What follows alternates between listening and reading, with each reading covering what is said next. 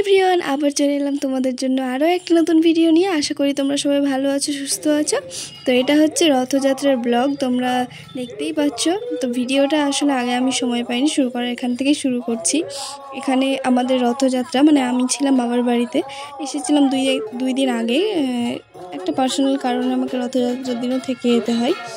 তো এখানে রথযাত্রার দিন যখন ছিলাম একটু তো এনজয় করবই।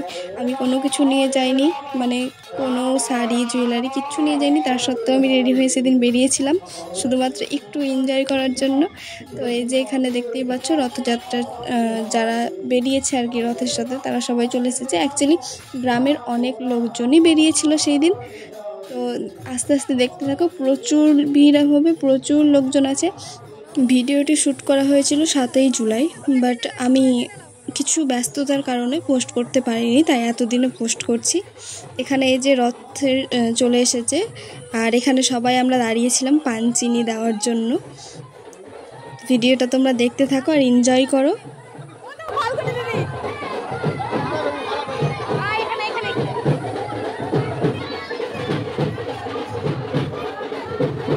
আগে রথ হতো না, এইবার নিয়ে 3বার রথ হচ্ছে।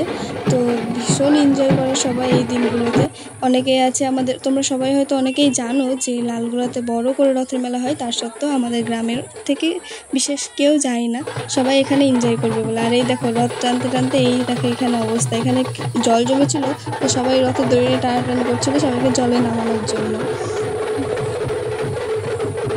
ফাইনালি আমাদের রথযাত্রাটা বেশ দারুণ কেটেছিল এনজয়ের সাথে। আর এই যে এখানে আমি ঘেমে তো পুরো শেষ হয়ে গেছি, তাও কেমন লাগছে অবশ্যই জানিও।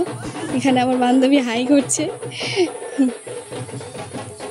আর কারণবশত আমার বান্ধবীরাও এই বাবার বাড়িতে ছিল, আর আমিও সেই দিন গেছিলাম। তো বান্ধবীর সাথে বৌদিদের সাথে ভীষণ মজা করেছিলাম সেই দিন। আর এইখানে রথটা এসে খানিক্ষণ দাঁড়িয়েছিল, আর সবার নাচ দেখো।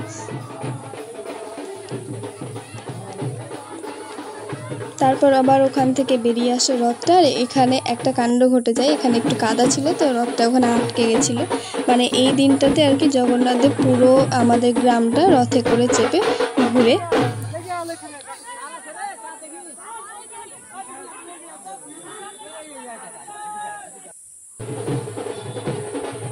এখানে আমার আর এক বৌদি হাই করে দিল। আর এই যে এটা হচ্ছে আমাদের ভাতিজা, ওকে তো তোমরা হয়তো অনেকেই চেনো। আর এখানে আমার বৌদির ডান্স দেখো, আমার বান্ধবীরাও হাসাহাসি করছিল। আর এই দেখো এবার নাকি যেতে হবে এই সরু একটা গলি দিয়ে। সরু গলি হলে হবে কি, আমার বান্ধবীদের নাচতে তাও থামছে না, ওরা নিচেই যাচ্ছে। আমাকে বলেছিল অবশ্য নাচার জন্য, টানাটানি করছিল, বাট আমি নাচিনি সেই দিন।